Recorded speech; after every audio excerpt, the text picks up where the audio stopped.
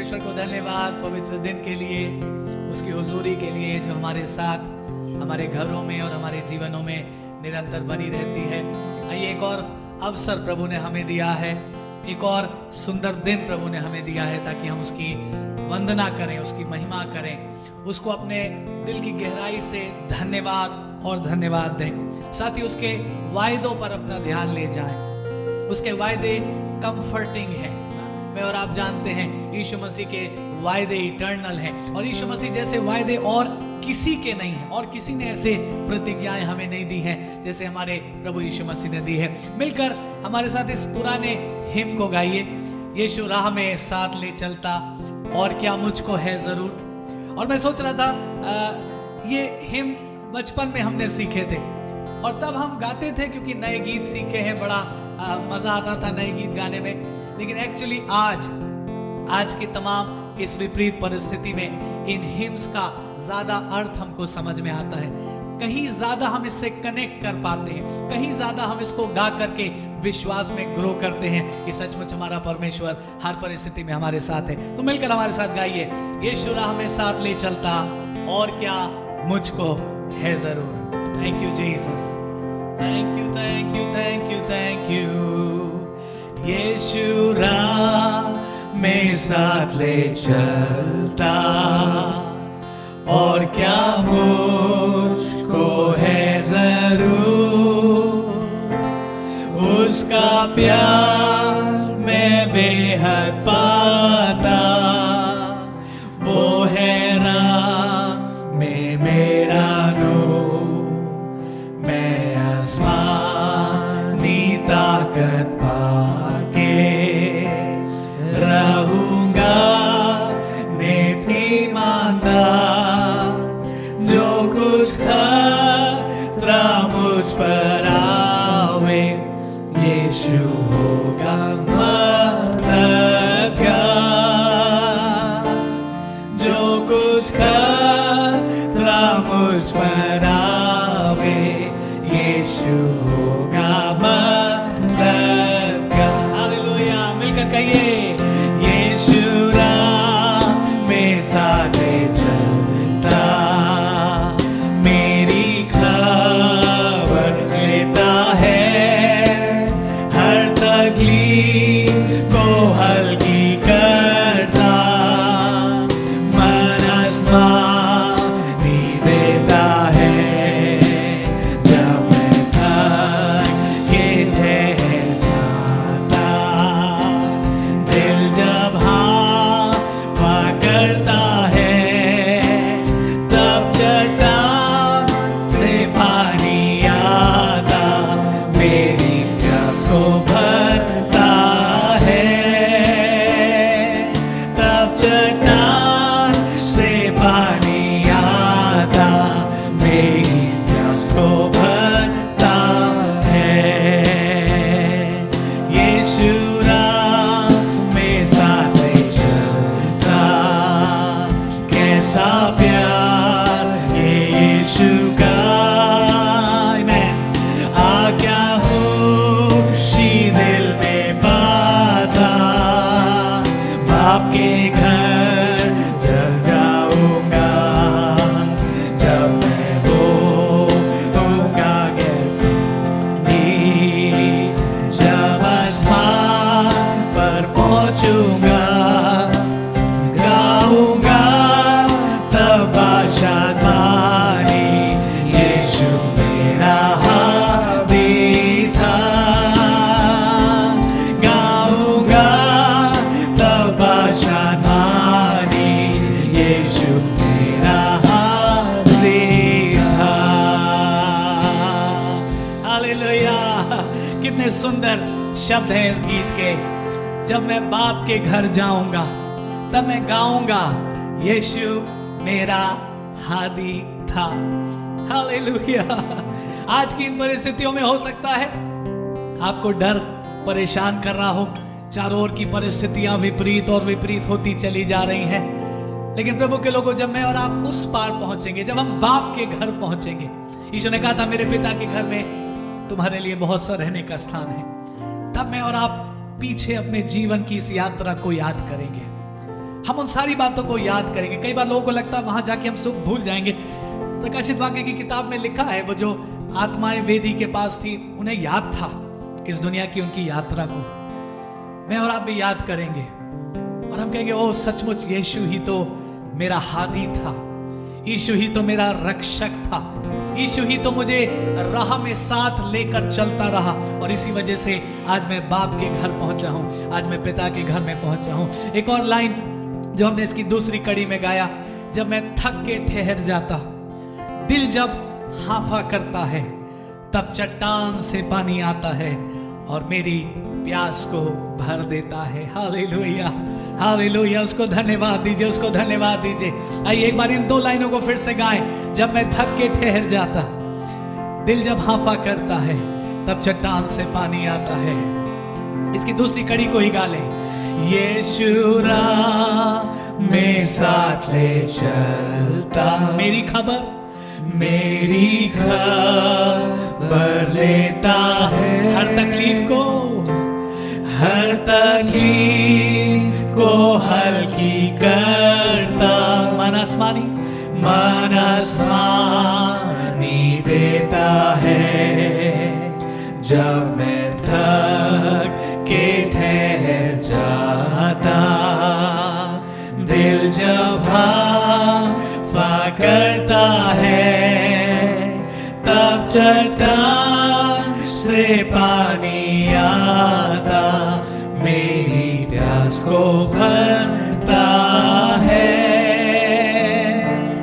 तब चट्टान से पानी आता, मेरी प्यास को भरता है। इसलिए तो हम कहते हैं, And now let the weak say I am. Come on church, sing with us. Let the poor say yes, yeah. Hallelujah. Because of all the Lord has done for us.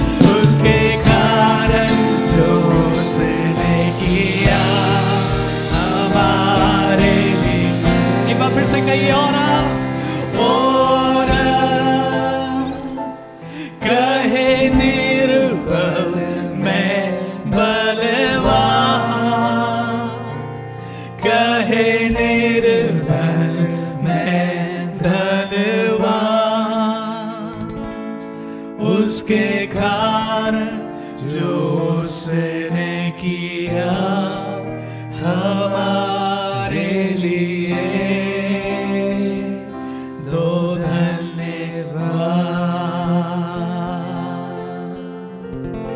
धन्यवाद दे, धन्यवाद दे, धन्यवाद दे। हमारे घर, हमारे वो स्थान जहां हम बैठे हैं, आराधना में जुड़े हैं, वो गूंज जाए धन्यवाद के शब्द से। परमेश्वर का स्वर गूंज जाए हमारे शब्द से। आभारी दिल से धन्यवाद उठने पाए, स्तुति उठने पाए। Hallelujah, hallelujah. अन्य भाषा में उसकी स्तुति करें। ओ धन्यवाद, धन्यवाद। जैसे भी आत्मा अगुवाई करता हो, ताली बजाकर, हाथ उठाकर, ओ अपने स्थानों पर नाचते हुए, गाते हुए, झूमते हुए उसकी स्तुति करें, उसकी महिमा करें। वो योग्य है, वो पवित्र है। उसका धन्यवाद, वो हमारे साथ साथ है। धन्यवाद, इन दिनों में भी वो हमारे साथ रहा है और आगे की यात्रा में भी वो हमारे साथ बना रहेगा। उसको धन्यवाद, उसको धन्यवाद, उसको धन्यवाद, उसको धन्यवाद। And Lord, you are good, you are good, and your mercy forever endure. मिलकर कहिए। And Lord, you are good, and Lord, you are good, and your mercy is forever endure. मिलकर के, and Lord, you are good, and Lord, you are good, and Lord, you are good, and your mercy forever endure. आपकी बारी, आपकी आवाज उठे। And Lord, you are good, Lord, you are good, and your mercy forever endure. मैं आपका ध्यान ले जाना चाहता हूं बाइबल के तमाम उन हिस्सों पर जो आपने अनेकों बार पढ़े हैं, और ऐसा लगता है एक ही बात बार बार रिपीट हो रही है, बार बार रिपीट हो रही है। और उसका कारण यह है क्योंकि वो बात बहुत महत्वपूर्ण है, वो बात बहुत सच्ची है, वो बात पक्की है, इसीलिए वो बात रिपीट हुई है। और वो बात है, यहोवा भला है और उसकी करुणा सदा की है। इसीलिए तो अनेकों भजनकार ने अपने भजन को आरंभ ही इस लाइन से किया। Oh, give thanks to the Lord, for He is good and His mercies endure forever. यहोवा का धन्यवाद करो क्योंकि वो भला है और उसकी करुणा सदा की है।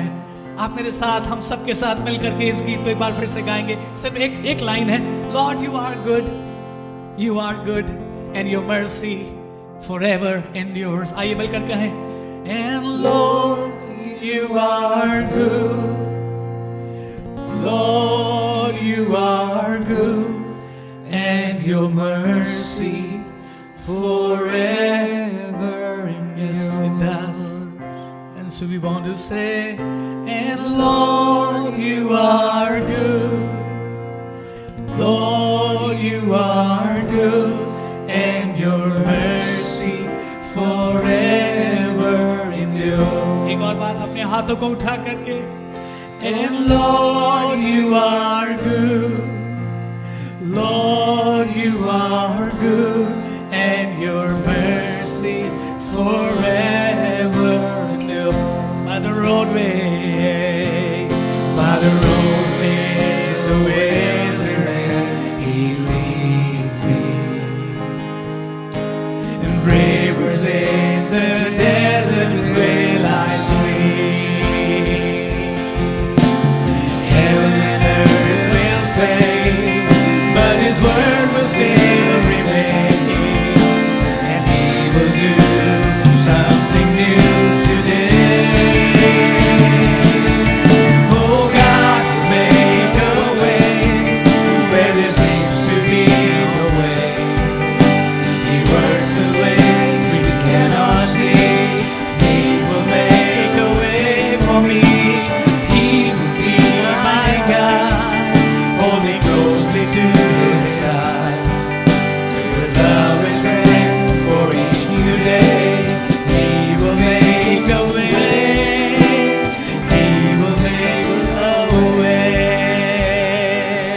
कहिए, with love and strength for each new day, He will make a way, He will make a way. क्या विश्वास करते हैं चर्च कि जिन परिस्थितियों में मैं और आप आज हैं और जिससे हम गुजर रहे हैं, हमारा परमेश्वर इन परिस्थितियों से बड़ा है और हमारा परमेश्वर इन परिस्थितियों में भी बचाना जानता है। बाइबल में लिखा है वो धर्मियों को परीक्षा से बचा लेना जानता है। उसने अब्राहम और सारा के घर आकर पूछा, क्या मेरे लिए कुछ कठिन है? Is there anything too hard for the Lord? Hallelujah. प्रभु के लोगों विश्वास से कहिए, वो मेरे लिए इन परिस्थितियों में भी रास्ता बना रहा है। उसने मेरे लिए पहले से रास्ता बना दिया है। मेरे पांव ठोकर नहीं खाएंगे, मेरे आंख को आंसू बहाने से उसने बचा लिया है। उसने मेरे उदासी को दूर करके मुझे यश का ओढ़ना उड़ा दिया है। उसका धन्यवाद हो, उसका धन्यवाद हो, उसका धन्यवाद हो। हमारे साथ मिलकर एक बार इसको हिंदी में गाएंगे। प्रभु राह बनाएगा, कोई राह नहीं है जहां वो कैसे काम करे ना हमको दिखे, मेरे लिए वो राह बनाएगा। ये मिलकर के गाएं, प्रभु राह बनाएगा, कोई राह नहीं है जहां वो कैसे काम करे ना हमको दिखे, मेरे लिए वो राह बनाएगा, मेरा मार्गदर्शक रहेगा, अपने हाथ से थामे रहेगा, वो प्रेम और शक्ति से नए दिन राह बनाएगा, वो राह बनाएगा, वो प्रेम और शक्ति से नए दिन राह बनाएगा, वो राह बनाएगा। Hallelujah, hallelujah, hallelujah. ओ धन्यवाद यीशु, आप हमारे लिए राह बनाएंगे। आपने हमारे लिए उस क्रूस पर जाकर पहले ही राह बना दी है प्रभु जी। आपने पहले ही घोषणा कर दी है, मार्ग, सत्य और जीवन में हूँ, जो कोई मेरे द्वारा पिता के पास आएगा वो ग्रहण किया जाएगा। आपने हमारे लिए मार्ग बना दिया है और वो मार्ग कोई और नहीं लेकिन स्वयं हमारा प्रभु यीशु मसीह है। उस क्रूस पर जाकर, उस ऊंचे पर चढ़कर उसने मेरे और आपके लिए स्वर्ग को खोल दिया है। हालेलुया। आज की सुबह मैं आपको याद दिलाना चाहता हूं जो बात यीशु मसीह ने नथानिएल से कही थी। जब नथानिएल ने कहा, हे प्रभु मैं विश्वास करता हूं कि इज़राइल का राजा तू ही है, यीशु ने कहा, क्या तू इस थोड़ी सी बात को देखकर विश्वास कर रहा है? नथानिएल मैं तुझसे कहता हूं, तू स्वर्ग को खुला हुआ और स्वर्गदूतों को मनुष्य के पुत्र के ऊपर उतरते और चढ़ते हुए देखने पाएगा। प्रभु के लोगों, मुझे और आपको हिम्मत रखनी है, विश्वास रखना है और धन्यवाद देते और देते रहना है। उसको धन्यवाद, क्योंकि उसने राह को बना दिया है। हालेलुया। उसने चंगाई जारी कर दी है। हालेलुया। ओ रखंदरबलबा शबदरबरबरबा, उसने आपके बच्चों के लिए राह बना दी है। उसको धन्यवाद, उसको धन्यवाद, उसको धन्यवाद। वो राह बना रहा है, उसने राह बनाई है। धन्यवाद। और उसने कहा, मेरे खोले हुए को कोई कभी बंद ना कर सकेगा। जो राह उसने आपके लिए बना दी है, उस राह को कोई बंद नहीं कर सकेगा। कलीसिया इस बात को अंगीकार करे, जो राह हमारे यीशु मसीह ने हमारे लिए बनाई है उसे कोई बंद नहीं कर सकेगा। जो द्वार हमारे लिए खुल चुके हैं उन्हें कोई बंद नहीं कर सकेगा। जो चंगाई हमारे लिए जारी हो चुकी है उसे कोई हमसे छीन नहीं सकेगा। जो उद्धार उसने हमको दिया है उससे कोई हमको वंचित कर नहीं सकता। उसका धन्यवाद हो, क्योंकि बड़ी कीमत को देकर उसने हमारे लिए राह को बनाया है। प्रभु हम आपको धन्यवाद धन्यवाद और धन्यवाद देते हैं और सारी महिमा सिर्फ आपको चढ़ाते हैं, क्योंकि सिर्फ आप ही इस महिमा और आदर और स्तुति के योग्य हैं। धन्यवाद। आगे की आराधना को आशीष दें, अपने वचन के द्वारा हम सबसे बात करें प्रभु, हमें तृप्त करें प्रभु, और आपकी महिमा हम सबके जीवनों से और हमारी दुआ घर कलीसिया से और अधिकाई से होती चली जाए। धन्यवाद। यीशु मसीह के नाम में हम सब मिलकर कहते हैं आमीन और आमीन। हालेलुया। कलीसिया, परमेश्वर आप सबों को बहुत तायत से आशीष दे। हम साल के आखिरी महीने में आ गए, हम दिसंबर माह में आ गए हैं, और ये माह हम परमेश्वर के पुत्र प्रभु यीशु मसीह के जन्म की खुशी क्रिसमस के रूप में मनाते हैं। ओ धन्यवाद देते हैं पिता परमेश्वर का कि उसने अपने पुत्र प्रभु यीशु मसीह को इस संसार में भेजा, मेरे लिए भेजा, आपके लिए भेजा, इस जगत के लिए भेजा, ताकि जो कोई उस पर विश्वास करे वो नाश ना हो परंतु अनंत जीवन प्राप्त करे। क्यों? क्योंकि हम सब पापी थे। हम सबों ने इस संसार में एक पाप में जन्म लिया, लेकिन प्रभु का धन्यवाद करते हैं प्रभु यीशु मसीह के लिए जो संसार में आया, मेरे गुनाहों को उठाने के लिए आया, मेरे श्रापों को उठाने के लिए आया। उसने मेरी बीमारियों को अपने ऊपर ले लिया ताकि हम और आप कोई भी उस पाप के दलदल में फिर ना फंस जाएं, बीमारियों में ना फंसे रहें, लेकिन उसके बड़े अनुग्रह और उसकी बड़ी दया में पाप से छुटकारा प्राप्त कर लें। प्रभु यीशु मसीह संसार में इसीलिए आए ताकि मेरे और आपके लिए वो पाप बन जाएं। उन्होंने हमारे पापों को लिया, हमारे श्रापों को लिया और हमारे लिए क्रूस पर अपनी जान दे दी।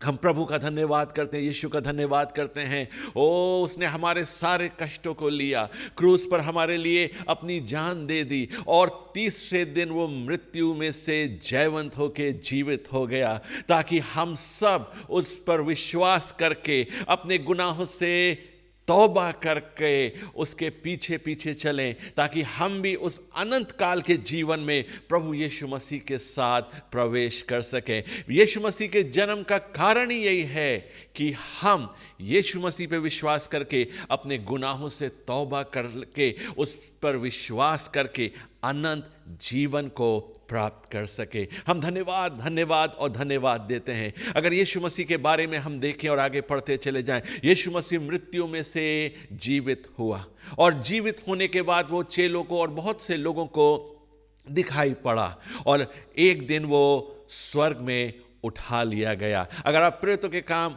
उसका पहला अध्याय और उसकी 9वीं आयत को पढ़े, माफ करिएगा, प्रेरितों के काम पहला अध्याय और उसकी 11वीं आयत, वहां पे ऐसा लिखा है, उसने उनसे कहा, 2 पुरुष या 2 स्वर्गदूत ने सभी लोगों से कहा, हे गलील पुरुषों, तुम क्यों खड़े आकाश की ओर देख रहे हो? यही यीशु जो तुम्हारे पास से स्वर्ग पर उठा लिया गया है, जिस रीति से तुमने उसे स्वर्ग को जाते देखा है, उसी रीति से वो फिर वापस आएगा। जिस रीति से तुमने यीशु मसीह को स्वर्ग में जाते देखा है, उसी रीति से यीशु मसीह स्वर्ग से फिर वापस आएगा। What a big hope we have in Christ Jesus। हमारे पास एक धन्य आशा है कि यीशु मसीह अपनी कलीसिया को ले जाने के लिए बहुत जल्द फिर से आएगा। तभी तो हम उसके पीछे विश्वास से दौड़ रहे हैं, यही तो हमारा विश्वास है। इसीलिए तो हम कहते हैं थैंक यू जीसस। आपके उपकार अद्भुत हैं। यीशु मसीह फिर से आएगा और इस बार क्यों आएगा? ताकि मुझे और आपको, हम जो मसीह में हैं, हम जिन्होंने अपने गुनाहों से तौबा करी है और हम उसके पीछे पीछे चल रहे हैं, हम उसके साथ उठाए जाएंगे।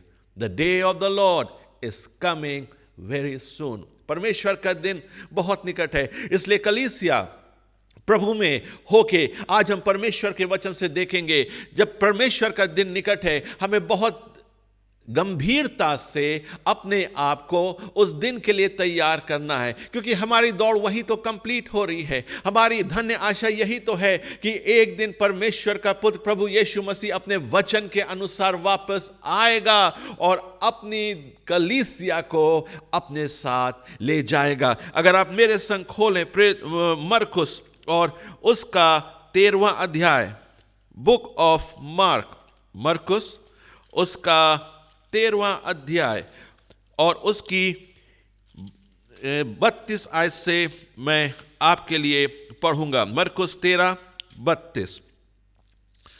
परमेश्वर का वचन यहां पर हमें कुछ बातों को बताता है। यीशु मसीह के शब्द हैं और यीशु मसीह कलीसिया से कहता है, उस दिन या उस घड़ी के विषय में कोई नहीं जानता, न स्वर्ग के दूत, न पुत्र, परंतु केवल पिता। उस दिन के बारे में ना आप जानते हैं, ना मैं जानता हूं, ना यीशु मसीह स्वयं जानता है, सिर्फ पिता जानता है। और यीशु मसीह की इस बात को हमको अपने जीवन में, या ऐसा मैं बोलूं हर विश्वासियों को अपने जीवन में बहुत गंभीरता से लेना है, इसे पकड़ के रखना है, क्योंकि हम नहीं जानते, यीशु मसीह स्वयं नहीं जानता, केवल पिता जानता है। और यीशु मसीह आगे क्या कह रहा है, बहुत ध्यान से सुनिए। देखो, जागते और प्रार्थना करते रहो, क्योंकि तुम नहीं जानते कि वो समय कब आएगा। तुम अर्थात कलीसिया, अर्थात मैं, अर्थात आप नहीं जानते कि परमेश्वर का वो दिन कब आएगा। कौन सा दिन? जिस प्रकार तुमने यीशु मसीह को स्वर्ग पे जाते देखा है, उसी रीति से यीशु मसीह वापस अपनी कलीसिया को, अर्थात आपको, मुझको, हम जो यीशु मसीह पे विश्वास करते हैं, चर्च को लेने यीशु मसीह फिर आएगा। और यीशु मसीह के शब्द हैं, कोई नहीं जानता। ना मैं जानता हूं, यीशु मसीह कह रहा है, ना स्वर्गदूत जानते हैं, ना चर्च जानता है। कौन जानता है? सिर्फ पिता।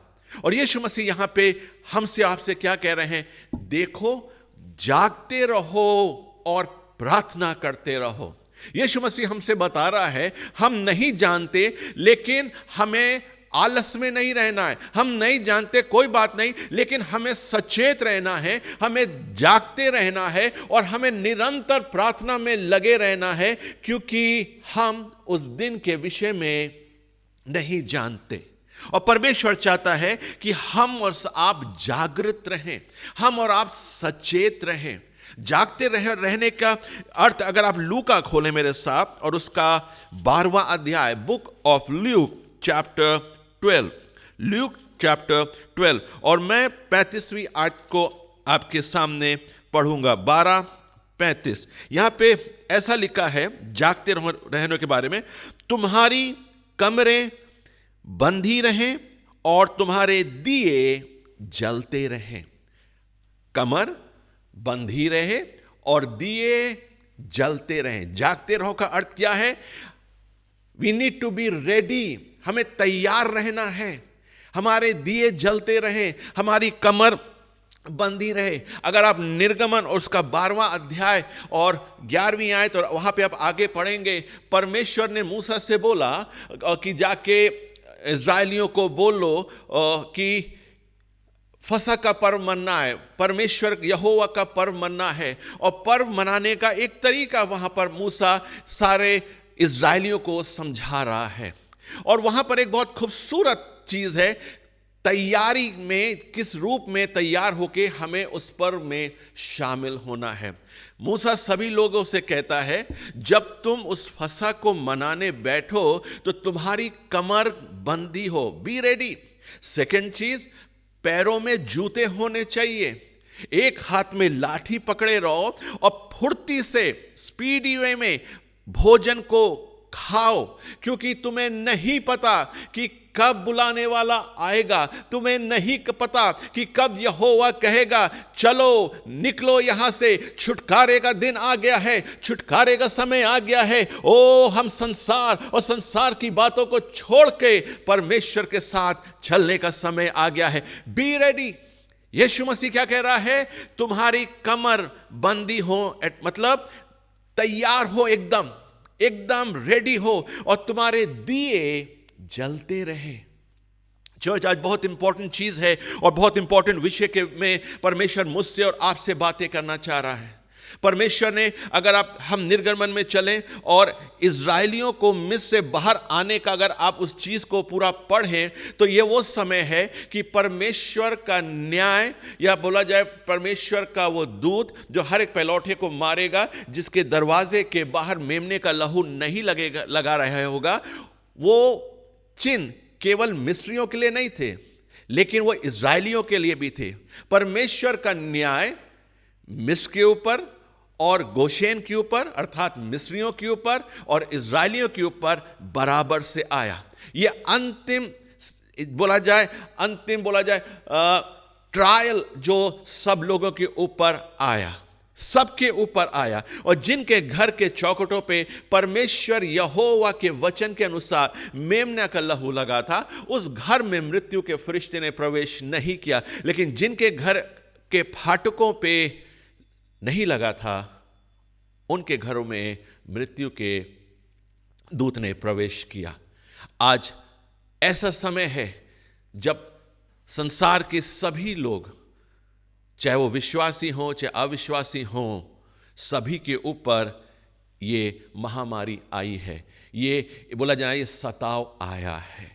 लेकिन जितने लोग प्रभु यीशु मसीह में पाए जाते हैं, या मैं ऐसा बोलूं, जिन्होंने अपनी कमरें बांध रखी हैं और जिनके दिए जल रहे हैं, अगर हम प्रभु में सो भी गए तो हमारे पास एक धन्य आशा है कि हम परमेश्वर के राज्य में अपनी आंखों को खोलेंगे।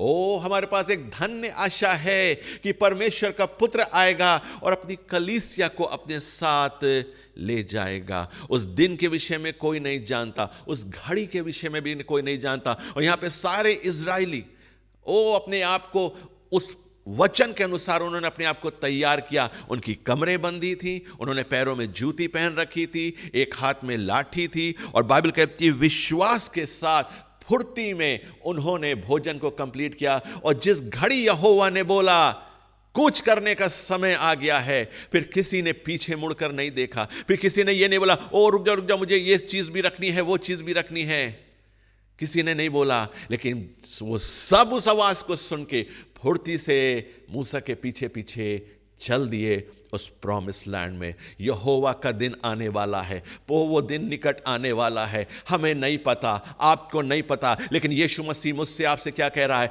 तुम्हारी कमर बंधी रहे। ओ बी रेडी, और तुम्हारे दिए जलते रहें। अगर आप वापस चलें मरकुस उसका 13वां अध्याय, मरकुस उसका 13वां अध्याय, और वहां पे कुछ चीजों को हम और देखते हैं। मरकुस 13:32 को हमने पढ़ा और आगे हम देखते हैं।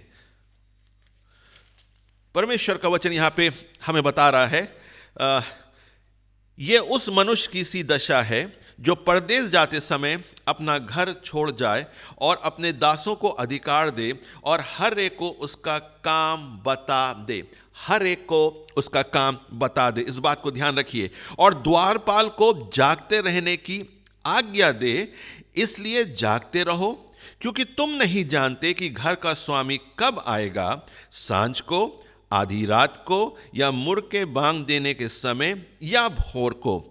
ऐसा ना हो कि वो अचानक आकर तुम्हें सोते पाए, अचानक आकर तुम्हें सोते पाए। ना यीशु मसीह एक बहुत ही महत्वपूर्ण स्टेटमेंट दे रहा है, वर्स 37, जो मैं तुमसे कहता हूं वही सबसे कहता हूं, जागते रहो। यीशु मसीह क्या कह रहा है अपने चेलों से? जो शिक्षा मैं तुम्हें दे रहा हूं वही मैं इस पूरी कलीसिया को दे रहा हूं। और क्या शिक्षा है? जागते रहो। यीशु मसीह यहां पे कुछ बातें कह रहा है दासों को अधिकार दिया और हर एक को उसका काम बता दे। उसने हमें और आपको अधिकार दिया है क्योंकि हमने और आपने उसको प्रभु करके ग्रहण किया। अब हम परमेश्वर के जीवते पुत्र हैं। 34 ये उस समय की सी दशा है जो परदेश जाते समय अपना घर छोड़ जाए और अपने दासों को अधिकार दे। परमेश्वर ने प्रभु यीशु मसीह में होके आपको अधिकार दिया है। आप सबको बोला जाए ना, अपने निवास स्थान का, कलीसिया का काम सौंपा है कि हम और आप कलीसिया का यह काम करें। कलीसिया का काम केवल वचन का प्रचार नहीं है, कलीसिया का काम यह भी है हम परमेश्वर के वचन को ध्यान से सुने, ग्रहण करें और उसके अनुसार चलें। कलीसिया का काम यह नहीं है कि हम केवल आराधना लीड करें, लेकिन कलीसिया का काम यह भी है हम परमेश्वर के लिए आराधना करें। कलीसिया के बहुत से काम हैं और परमेश्वर ने आपको जिस काम के लिए चुना है, प्रार्थना करने के लिए, ओ स्तुति करने के लिए, जय जयकार करने के लिए, दूसरों के लिए आंसू बहाने के लिए, जिस भी कार्य के लिए परमेश्वर ने आपको चुना है, ईमानदारी से उस कार्य को सिर्फ करें। और जो अधिकार परमेश्वर ने आपको दिया, उस अधिकार में आप परमेश्वर का कार्य करें, क्योंकि हम नहीं जानते कि परमेश्वर का पुत्र या घर का स्वामी किस दिन आएगा। यीशु मसीह कह रहा है, जो बात मैं तुम्हें सिखा रहा हूं वही मैं सबको सिखाता हूं, और वो क्या है? जागते रहो, जागते रहो। और जागते रहने का अर्थ क्या है? तुम्हारी कमर बंधी रहे। O be ready spiritually, be ready. तुम्हारे जीवन में पाप ना पाया जाए और तुम्हारे दिए, तुम्हारे बोला जाए तुम्हारा जीवन मसीह में वो जलता रहे, वो जलता रहे। परमेश्वर चाहता है कि मैं और आप परमेश्वर के लिए तैयार रहें, ताकि जिस भी घड़ी परमेश्वर का पुत्र मुझे और आपको ले जाने के लिए आए, हम आलस में ना पड़े रहें, हम सोते हुए ना पाए जाएं। यहां पे यीशु मसीह क्या कह रहा है 36 वर्ष में? ऐसा ना हो कि वो अचानक आकर तुम्हें सोता पाए, ऐसा ना हो वो अचानक आकर तुम्हें सोता पाए। मैं आपको बताऊं, परमेश्वर के वचन के आधार पर वो अचानक ही आएगा, क्योंकि हमें नहीं पता वो किस दिन आएगा, हमें नहीं पता वो किस घड़ी आएगा, सुबह, दोपहर, शाम, रात, हमें नहीं पता, भोर में, हमें नहीं पता। उसका आना अचानक सा होगा। ओ विश्वासियों, अगर हम सोते हुए पाए गए, हम आलस में पाए गए, हमने अगर उसके आने की तैयारी में अपने आप को तैयार नहीं किया, तो वो ही हमारे लिए एक बहुत ही भयानक दिन होगा। आइए परमेश्वर के वचन से हम एक और जगह देखें, मत्ती उसका 25वां अध्याय, मैथ्यू चैप्टर 25। ये वो जगह है जहां पर 10 कुंवारियों का वर्णन है। 5 बुद्धिमान हैं और बाइबल कहती है 5 मूर्ख कुंवारियां हैं। और यहां पर ऐसा लिखा है, 10 परमेश्वर के में पाई जाती थी, क्योंकि 10 कुंवारियां थी, 10 के पास मशाले थी।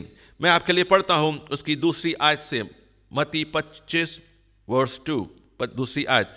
उनमें 5 मूर्ख और 5 समझदार थीं। मूर्खों ने अपनी मशालें तो ली, परंतु अपने साथ तेल नहीं लिया, परंतु समझदारों ने अपनी मशालों के साथ अपनी कुप्पियों में तेल भी भर लिया। जब दूल्हे के आने में देर हुई तो वे सब ऊँघने लगी। आधी रात को धूम मची, देखो दूल्हा आ रहा है, उससे भेंट करने के लिए चलो। तब वे सब कुंवारियां उठकर अपनी मशालें ठीक करने लगी। और मूर्खों ने समझदारों से कहा, अपने तेल में से कुछ हमें भी दे दो, क्योंकि हमारी मशालें बुझी जा रही हैं। परंतु समझदारों ने उत्तर दिया, कदाचित ये हमारे और तुम्हारे लिए पूरा ना होगा। भला तो ये है कि तुम बेचने वाले के पास जाकर अपने लिए मोल ले लो। यहाँ पर हम देख रहे हैं ये 10 कुंवारियाँ दूल्हे का इंतज़ार कर रही हैं कि दूल्हा आएगा और हम उसके साथ चले जाएंगे। ये कलीसिया का दृश्य, ऐसा बोला जाए ये बॉर्न अगेन विश्वासियों को एक पिक्चर है। और बाइबल कहती है जो मूर्ख कुंवारियां थी उन्होंने मशालें तो ली लेकिन अपने साथ तेल नहीं लिया, लेकिन जो बुद्धिमान कुंवारियां थी उन्होंने अपने साथ मशालें ली, उन्होंने अपने साथ कुप्पियों में तेल भी लिया। और जब दूल्हे के आने में देर हुई तो वो सब सो गई, लेकिन एकदम से रात के बीच में अचानक एक शोर हुआ कि दूल्हा आ रहा है, दूल्हा आ रहा है। उन सबों ने अपनी मशालों को ठीक किया। हमने इस कहानी को या बोले जाए इस दृष्टांत को कई बार इसके को पढ़ा है, अद्भुत वचन इसके बारे में इसमें सुना है, लेकिन आज 2-3 चीज़ें हम आज यहाँ पर परमेश्वर के वचन से, परमेश्वर की आत्मा की अगुवाई में सीखेंगे। पहली चीज़ जो सबसे इंपॉर्टेंट चीज़ है वो है कुप्पी।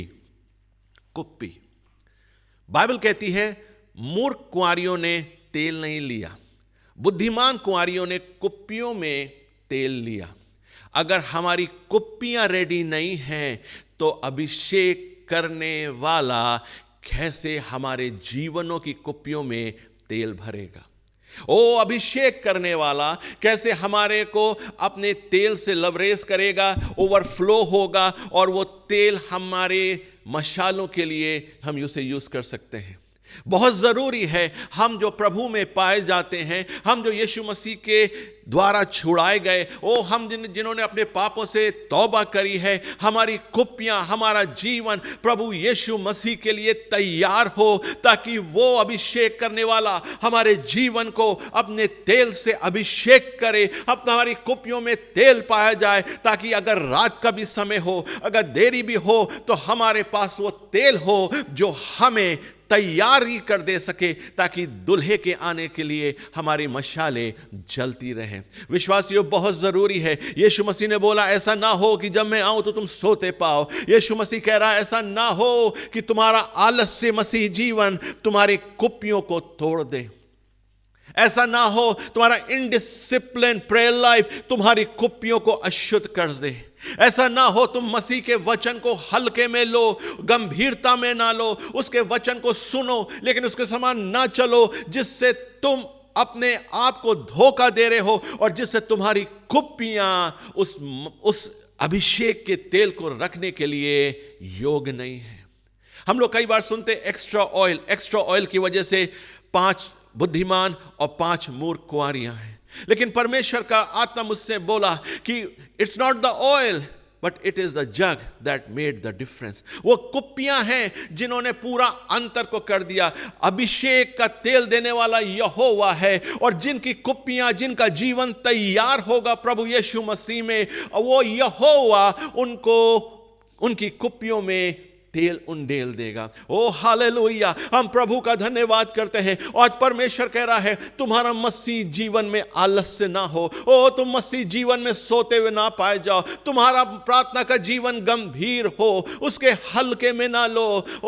तुम्हारा वचन का जीवन गंभीर हो, परमेश्वर के वचन को पढ़ो, परमेश्वर के वचन को मनन करो, परमेश्वर के वचन के अनुसार चलो, तुम्हारी कुप्पियां तैयार हो, ताकि अभिषेक करने वाला जीविता परमेश्वर तुम्हारी कुप्पियों को अपने अभिषेक के तेल से भर दे, ताकि अगर दुल्हे के आने में देर भी क्यों ना हो जाए, जैसा ही उसका आना होगा, जैसे ही एक जयजयकार के नारे होंगे, वो एक्स्ट्रा तेल हमें तैयारी में हमारी मदद करेगा, ताकि हमारी मशालें जलती रहें। याद करिए लूका उसका 12:35 में यीशु मसीह ने क्या कहा? जागते रहो, अर्थात तुम्हारी खमरें बंदी हो और तुम्हारे दिए जलते हो। दिए कब जल पाएंगे?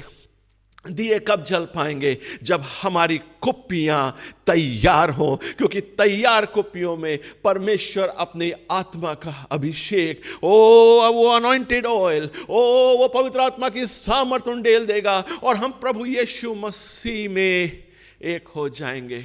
The fullness of Christ will be in our life. विश्वासियों, बहुत जरूरी है हम अपने आपको तैयार करें उस अंतिम दिन के लिए, क्योंकि ये 10 कुंवारियां दुल्हे का इंतजार कर रही थी, और दुल्हे के आने में जब देर हुई ये सब सो गई। लेकिन जब दुल्हे के आने का आवाज हुई, मूर्खों ने बुद्धिमान से क्या बोला? अपने तेल में से कुछ हमें दे दो। और बुद्धिमान उन क्या बोला? कदाचित नहीं, क्योंकि जो हमारे पास है it is enough for us, we can not share it with you. हम आपके साथ नहीं बांट सकते, जाओ जाके मोल लेने वाले से लेके आओ। अर्थात दुल्हे के आने के बाद तैयारी का समय हमें नहीं मिलेगा। दुल्हे के आने के बाद तैयारी का वक्त हमें नहीं मिलेगा। अगर मैं आपके लिए आगे पढ़ूं, जब वे मोल लेने 10वीं आयत मत्ती 25:10, जब वह मोल लेने के लिए जा रही थी तो दूल्हा आ पहुंचा, और जो तैयार थी वे उसके साथ विवाह के घर में चली गई और द्वार बंद हो गया। इसके बाद वे दूसरी कुंवारियां भी आकर कहने लगी, हे स्वामी हमारे लिए द्वार खोल। उसने उत्तर दिया, मैं तुमसे सच सच कहता हूं, मैं तुम्हें नहीं जानता। इसलिए जागते रहो,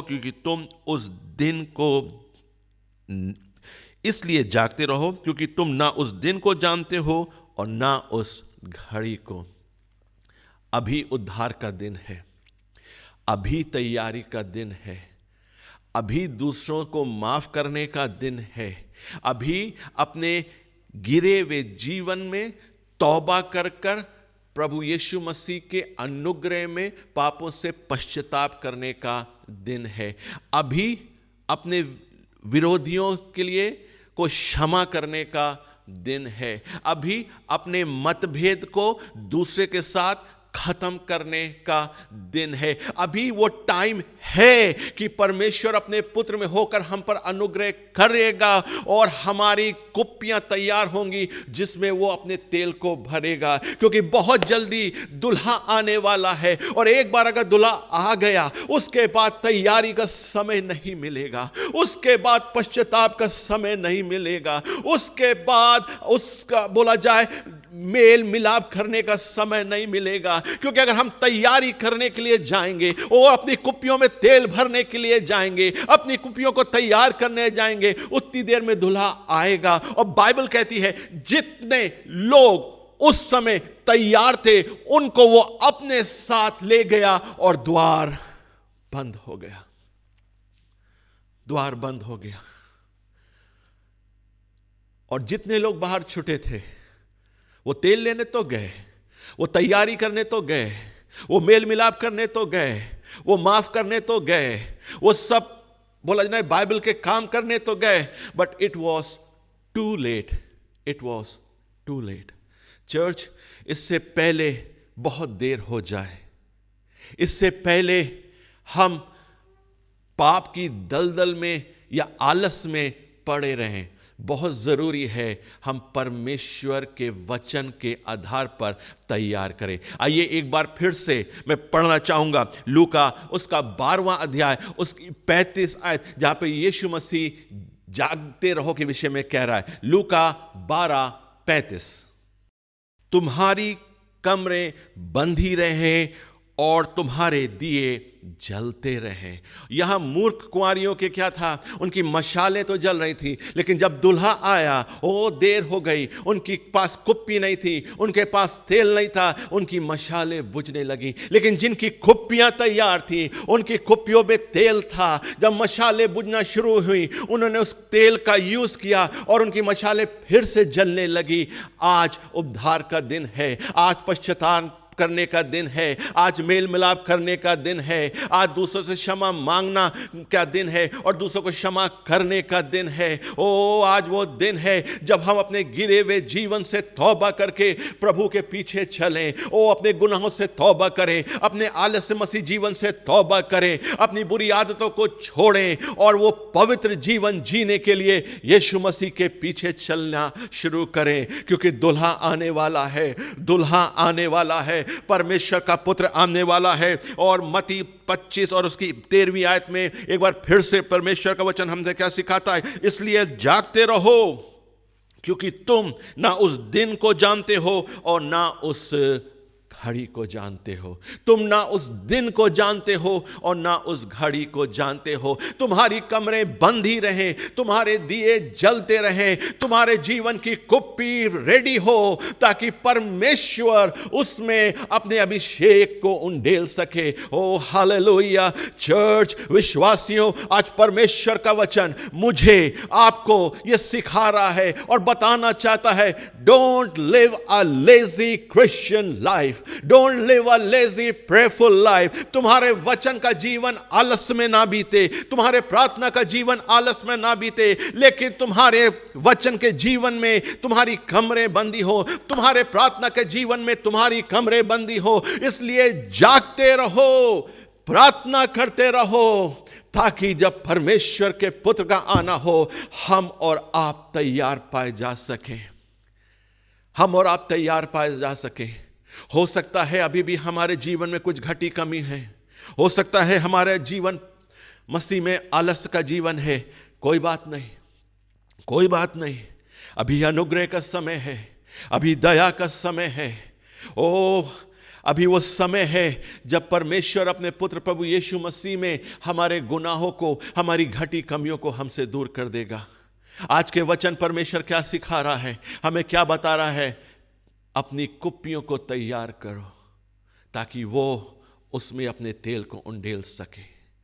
मूर्ख कुंवारियों के समान सिर्फ मशाले लेके मत चलो, लेकिन तुम्हारा जीवन परमेश्वर के अभिषेक से भरा रहे। वो परमेश्वर का पुत्र जो अभिषेक है, जो अभिषेक करने वाला है, तुम्हारा जीवन प्रभु यीशु मसीह से भरा रहे, क्योंकि वो उसका आना बहुत जल्द है। Prepare yourself for the day of the Lord. अपने आप को उस परमेश्वर के दिन के लिए तैयार करो। उसके लिए बहुत जरूरी है हम अपने जीवन को जांचें और अपने जीवन की हर एक घटी कमी को दूर करें, क्योंकि उसने हमें अपने घर में वो अधिकार दिया है और वो काम हमें दिया है। हमें उस काम को उस अधिकार में होकर करना है और जागते हुए करना है, क्योंकि हमें नहीं पता घर का स्वामी कब आएगा। और अगर हम सोते हुए पाए गए, हम आलस में पाए गए, अगर हमारी कुप्पियां तैयार नहीं हैं, तो हम दुल्हे के साथ नहीं जा पाएंगे, क्योंकि तब तैयारी में बहुत देर हो चुकी होगी। वो तैयारी का समय नहीं है, आज तैयारी का समय है। आज अपने गुनाहों से तौबा करने का समय है। आज परमेश्वर में जड़ पकड़ने का और पवित्रता से शोभायमान होके उसके पीछे चलने का समय है। कलीसिया, आइए हम अपनी आंखों को बंद करें, अपनी आंखों को बंद करें और अपने जीवन को टटोलें, अपने जीवन को देखें और एक सवाल अपने आप से पूछें, क्या मैं परमेश्वर के पुत्र के आने के लिए मैं तैयार हूं? या परमेश्वर का पुत्र जब आएगा उसके आने की तैयारी में मैं अपने आप को तैयार कर रहा हूं? क्या मेरे पास कुप्पी है? क्या मेरी कुप्पियां शुद्ध हैं? अपने आप को जांचें, अपने आप को जांचें, अपने आप को जांचें। Church, prepare yourself. समझदार कुंवारियों ने मशाले भी ली, कुप्पी भी ली, तेल भी लिया। अगर आपकी जीवन रूपी कुप्पियां तैयार हैं, तो परमेश्वर उन कुप्पियों में अपने तेल को, पवित्र आत्मा की सामर्थ को उंडेलने को तैयार है। वो पवित्र आत्मा जो हमें तैयार करेगा उस दिन के लिए जिस दिन परमेश्वर का पुत्र आएगा। वो दिन अचानक से होगा, वो दिन अचानक से होगा। इसलिए अपने आप को तैयार करें। प्रभु के अनुग्रह में, प्रभु की बड़ी दया में आज अपने जीवन को परमेश्वर के हाथों में सौंपें। अगर आपको लग रहा है आपके जीवन में कुछ घटी कमी है, आपको लग रहा है आपके जीवन में कुछ गलत आदतें हैं, मुंह से गलत शब्द निकलते हैं, कल्पनाएं अशुद्ध हैं, आज अपने जीवन को परमेश्वर के हाथ में सौंपें। बोले, यीशु मसीह मेरे गुनाहों को क्षमा कर। यीशु मसीह इसीलिए तो आया ताकि जो कोई उससे पापों की क्षमा की प्रार्थना करे वो उस पर दया करे और उसके हर एक गुनाहों को क्षमा करे। परमेश्वर का दिन आएगा, क्योंकि स्वर्गदूतों ने बोला, जिस प्रकार तुमने यीशु मसीह को स्वर्ग पे जाते हुए देखा, उसी तरह वो वापस भी आएगा। परमेश्वर का वचन निश्चित पूरा होगा, वो निश्चित आएगा और बहुत जल्द आएगा। लेकिन अगर हम तैयार नहीं पाए गए, अगर हमारी कुप्पियों में तेल नहीं पाया गया और दूल्हा आ गया, तो फिर वो हमारे लिए बहुत देरी का समय होगा। वो तैयारी का समय नहीं होगा कि हम जाएं और मोल लेके आए, क्योंकि दूल्हा आएगा और जितने लोग उस समय तैयार पाए जाएंगे उन्हें वो अपने साथ ले जाएगा और बाकी छूट जाएंगे। इसलिए अभी अनुग्रह का समय है, अभी तैयारी का समय है। परमेश्वर से तौबा करें। बोले, यीशु मसीह मेरे गुनाहों को क्षमा कर, मेरी बुरी आदतों को मुझसे दूर कर, मेरी बुरी कल्पनाओं को मुझसे दूर कर। मेरे अंदर अगर कुछ भी ऐसा पाप है जो वचन के आधार पर गलत है, जो आपकी इच्छा के अनुसार गलत है, परमेश्वर हमें क्षमा करिए। आज उद्धार का दिन है, आज तौबा का दिन है। बोले यीशु मसीह मेरे गुनाहों को क्षमा करिए, मेरे जीवन से हर प्रकार की बुराई और बुराई की चीज़ें जाती रहे, हर प्रकार की वो बात जो अशुद्धता को मेरे जीवन में लेके आती है वो चीज़ें मेरे जीवन से जाती रहे। पिता आप अनुग्रह करें, आप अनुग्रह करें। आज के वचन के लिए धन्यवाद। जितने लोगों ने अपने जीवन को आपके हाथ में एक बार फिर से रीसरेंडर किया है, आप उन सबों पर दया करें, दया करें हम सबों पर। पवित्र आत्मा, हम आपकी मदद को और आपकी दया को मांगते, आप हमारी मदद करिए ताकि हम सब उस दिन के लिए अपने आप को आपकी इच्छा में होकर तैयार कर सके। हमारे अंदर ना खूबी है ना लियाकत, लेकिन पवित्र आत्मा आप हमारे वो सहायक हैं जो हमें बल देंगे, जो हमें ताकत देंगे ताकि हम सब उस दिन के लिए तैयार हो सके। हमारी कुप्पियां भी शुद्ध हो और हमारी कुप्पियों में तेल भी पाया जाए ताकि जब भी दूल्हा आए हम उसके साथ जा सके। इसलिए हम सबों पे अनुग्रह कर, हम सबों पे दया कर। प्रार्थना प्रभु यीशु मसीह के नाम से मांगते हैं, आमीन, आमीन। आइए हम प्रार्थना करें। अनुग्रहकारी दयालु प्रेमी पिता परमेश्वर, हम एक बार फिर आपका धन्यवाद करते हैं आपके अनुग्रह के लिए कि हम मिलकर आपकी आराधना और परस्तिश करने पाएं। धन्यवाद देते प्रभु आपके वचन के लिए जिसके द्वारा आपने हमको और अपनी निकटता और पहचान में बढ़ने का अनुग्रह दिया है। हर बात के लिए आपके धन्यवादी हैं। धन्यवाद देते हैं प्रभु, तूने कलीसिया को, हर एक व्यक्ति को और जितने हमारे साथ इस माध्यम से जुड़े हुए हैं अभी तक अपनी सुरक्षा के अंदर रखा है, अपनी आशीषों में रखा है, समस्याओं का हल आपने दिया है और हर तरीके से अपने में आनंदित रखा है। हम उसके लिए धन्यवाद देते हैं।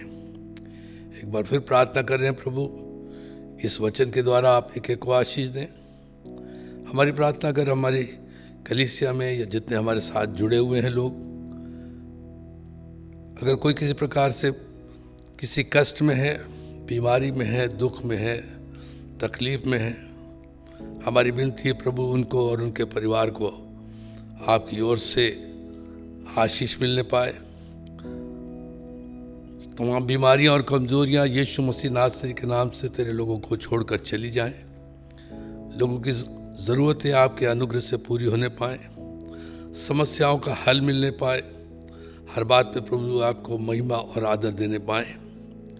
हमारी प्रार्थना अभी भी इस कोरोना वायरस पर आप अपना हाथ बढ़ाएं, इसको जल्द से जल्द ख़त्म करें प्रभु।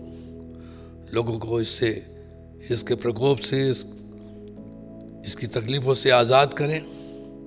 हमारी प्रार्थना प्रभु जो सेवा में लगे हुए हैं, डॉक्टर्स, नर्सेस, पैरामेडिकल्स और भी अन्य लोग प्रभु, हम प्रार्थना करते हैं उनको भी आपकी सुरक्षा मिलने पाए और उदारता के साथ प्रभु लोगों की सेवा वो निडर होकर कर सकें ताकि प्रभु लोग आशीषित होने पाएँ। हर बात के लिए हम धन्यवाद देते हैं प्रभु। आप प्रार्थना के सुनने वाले हैं और उत्तर देने वाले हैं और दया करने वाले हैं और हम विश्वास करते हैं आपने हमारी प्रार्थनाओं को सुना है और अपने लोगों को आशीष दे दी है। सारी विनती को अपने उद्धारकर्ता प्रभु यीशु मसीह के मुबारक और जलाली नाम से मांगते हैं, आमीन। हमारे परमेश्वर पिता का अनुग्रह, प्रभु यीशु मसीह का प्रेम और पवित्र आत्मा की सहभागिता आपसे लेकर हमेशा तक हम सबों के साथ होती रहे, आमीन।